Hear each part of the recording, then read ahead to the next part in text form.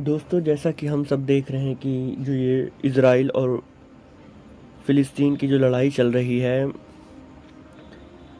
काफ़ी लोगों की जानें जा चुकी है इसमें। बहुत सारे फ़िलिस्तीनी मारे गए इसमें।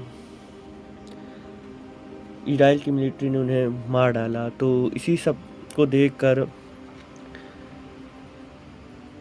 क्या होता है कि हमास इज़राइल के ऊपर अटैक करता है, और लेबनान भी, और यमन भी।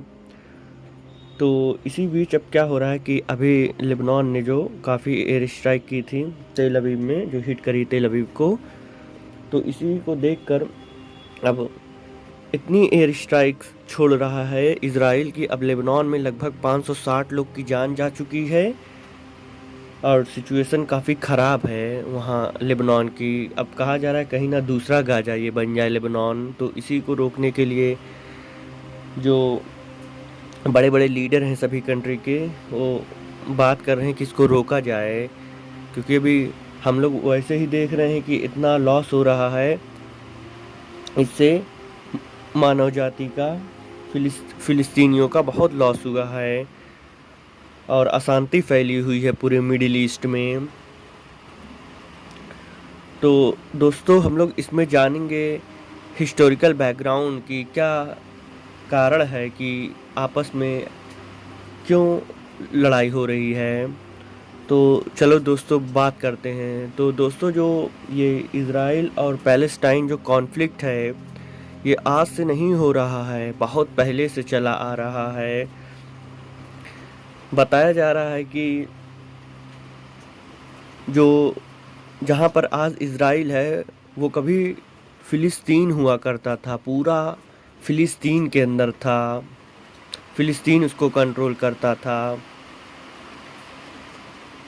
लेकिन क्या होता है कि फिर फ़िलिस्तीन का मतलब सारा ख़त्म हो जाता है। तो इसमें ऑटोमन एम्पायर भी रूल करता है, और फिर ब्रिटेन आता है। तो जब ब्रिटेन आता है फर्स्ट वर्ल्ड वार के बाद, तो वहाँ से बहुत सारे ज्यूज़ जो हैं भागते हैं, मतलब आश्रय लेने फ़िलिस्तीन में। क्योंकि जो हम लोग जानते हैं कि जो यहूदियों का परसिक्यूशन हो रहा था हिटलर के द्वारा यूरोप में और दूसरे इलाकों में वहीं के, इससे वो लोग वहाँ भागते हैं फ़िलिस्तीन में, क्योंकि उनके पास कोई और जगह नहीं थी जाने के लिए। तो खूब लार्ज नंबर ऑफ इमिग्रेशन होता है यहूदियों का फ़िलिस्तीन में। होलोकॉस्ट के बाद, होलोकॉस्ट जानते हो, होलोकॉस्ट एक टर्म दिया गया है, जिसे एक नाम दे दिया कि इसमें होलोकॉस्ट का मतलब होता है कि इसमें बहुत सारे यहूदी मारे गए थे हिटलर के द्वारा। तो इसी को हम लोग होलोकॉस्ट कहते हैं। तो फिर क्या होता है कि ब्रिटिश आए, और फिर यूएन पार्टीशन प्लान आता है 1947 का। उसमें अरब को और इजराइल को बताया जाता है कि मिल के रहना है।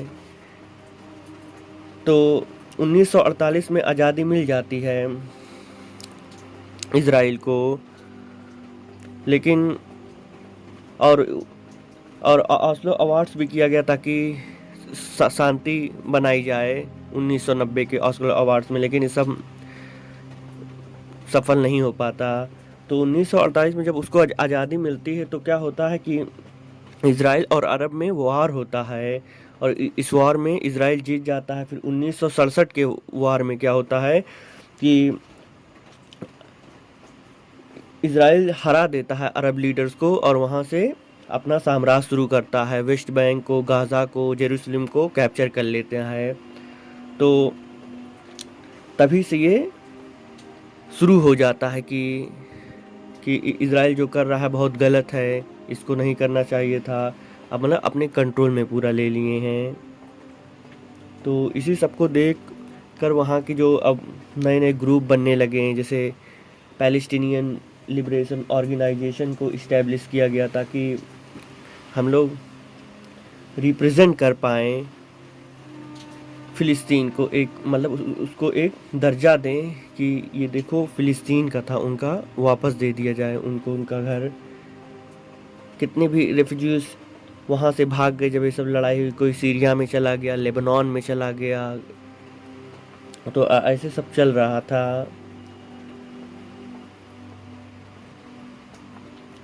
लेकिन अब यही वो बात की जा रही थी कि मतलब ये सब ख़त्म हो जाए, लेकिन कुछ उसका उपाय नहीं निकला, ये लड़ाई चलती रही।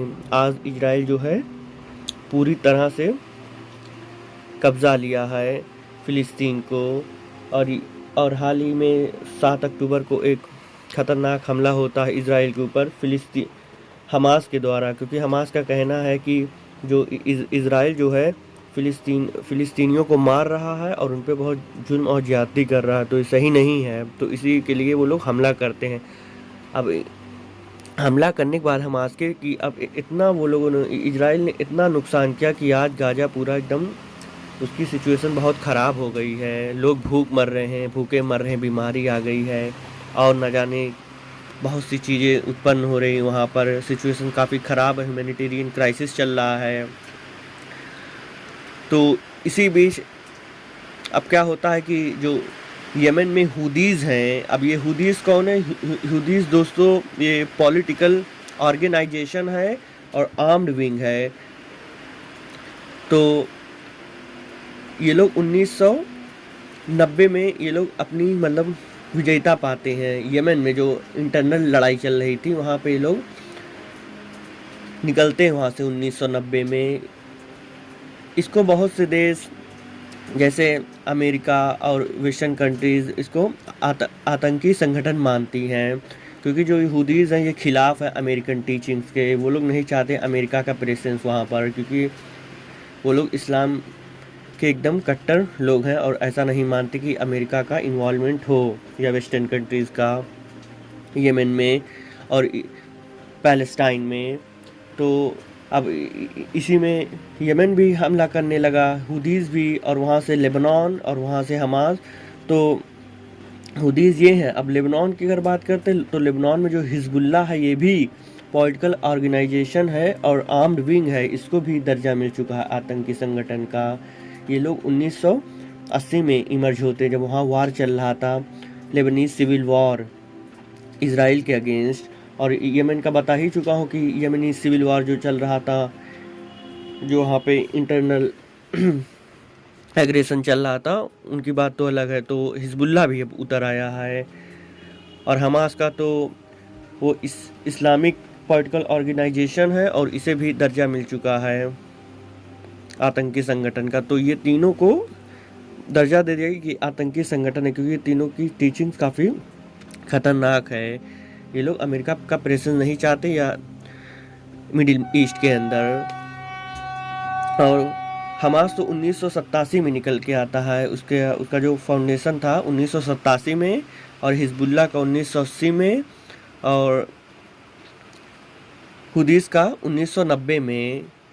और बताया जाता है कि इन्हें ईरान का सपोर्ट मिल रहा है, तो इसीलिए ईरान भी इस वार में उतरा है। तो जो सिचुएशंस है काफ़ी दोस्तों अब ख़राब हो रही, मिडिल ईस्ट में अशांति मच चुकी है। तो और दोस्तों अगर हम लोग मैप में देखेंगे तो मैप में आप सब देख सकते हैं कि कहाँ पे एकदम अच्छे से हमको समझ में आएगा। मिडिल ईस्ट का मैप जब हम देखेंगे तो हम लोग इजराइल को देख सकते हैं कि कहाँ पे है, और गाज़ा कहाँ है, वेस्ट बैंक कहाँ है, लेबनान कहाँ है, सीरिया, जॉर्डन, ईरान, हम लोग सब लोग देख सकते हैं मैप में। तो मैप में ये सब हैं। और बात करते हैं मिडिल ईस्ट की, तो मिडिल ईस्ट जो है को हम वेस्ट एशिया भी कहते हैं। इसमें बहुत सारी कंट्रीज़ हैं। अब जैसे बात करें, जैसे कि हो गई इज़राइल हो गया, गाज़ा हो गया, वेस्ट बैंक हो गया, और इसी में लेबनान आ जाता है, फिर सीरिया, जॉर्डन, इराक, ईरान, और जैसे Saudi Arabia, Kuwait, Bahrain, Qatar, UAE, Oman, Yemen, और भी अफ्रीका के कुछ देश हैं जैसे लीबिया, इजिप्ट, और भी हम लोग ले लें टर्की हो गया, सिप्रस हो गया, और अफ़गानिस्तान को भी इंक्लूड किया जाता है इस मिडिल ईस्ट के मैप में। तो मैप मैप में एकदम सब क्लियर दिया है कि कौन कहाँ पर है, तो मैप से एक अच्छा पॉइंट ऑफ व्यू बनता है समझने के लिए, उससे अच्छी अंडरस्टैंडिंग होती है। तो दोस्तों, लेकिन जो अभी हम लोग सिचुएशंस देखें, काफ़ी काफ़ी जो है इसका जो मास एस्केलेशन है, मतलब जो मानव जा जितने मतलब इसमें नुकसान हो रहा है लोगों को, बहुत काफ़ी ज़्यादा हो चुका, बहुत लोगों की जानें जा रही हैं,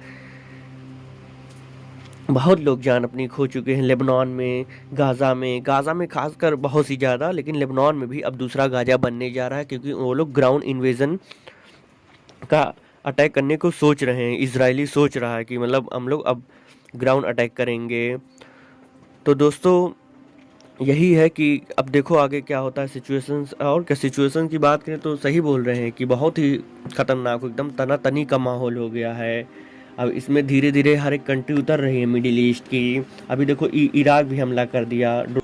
अब हम लोग ये भी सुन रहे हैं कि बेरूत में जो एयर स्ट्राइक हुई थी उसमें हिजबुल्ला लीडर हसन नसरल्ला की मौत हो चुकी है, ऐसा इजराइल ने बताया है। क्योंकि जो जहाँ पर हसन नसरल्ला थे वहाँ पे बहुत बड़ी मात्रा में बम गिराया गया ताकि कोई बचने का वो मामला ना रहे, वहीं पे सब ख़त्म हो जाए। तो हिजबुल्ला ने भी अब पुष्टि कर दी है कि हसन नसरल्ला नहीं रहे, लेकिन वो उन्हें ईश्वर अच्छी जगह देगा अपने वहाँ। तो दोस्तों, बस इतना ही। Thank you so much.